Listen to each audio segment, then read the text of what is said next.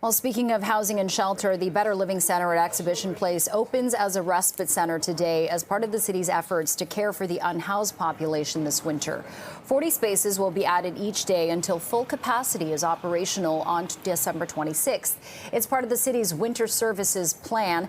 The city says its 9 respite centers, including the Better Living Center, will be open 24 hours a day until late March, regardless of the temperature. Warming centers are only activated, for example, when the temperature drops below -5 degrees. Since September of 2021, we've seen the number of refugee claimants in the shelter system increase from 537 to 4,045 people on December the 17th. In November alone, the shelter system admitted 685 new refugee claimants, while in that same month, we housed 334 people into housing. So new refugee claimants currently in the shelter system are coming in at twice the rate that we can support them to move into permanent housing.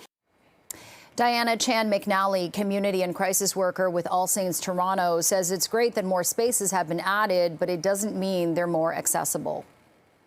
We have about 300 people a day who are calling central intake, which is how you secure an actual shelter bed. And those people are being turned away every single day. And this is just the people who call. I would say the majority of people that I actually work with have given up on calling because they know that they're not actually going to secure space. So with the Better Living Center, for example, we're seeing that 40 spaces may open up, but we're also seeing that you actually have to call for a space. In the past, we had walk-in access to these kinds of respite centers, and now that is completely cut off. So they're not low barrier. They're actually very high barrier. And for people like myself who are working with people who have a lot of trepidation around the shelter system already.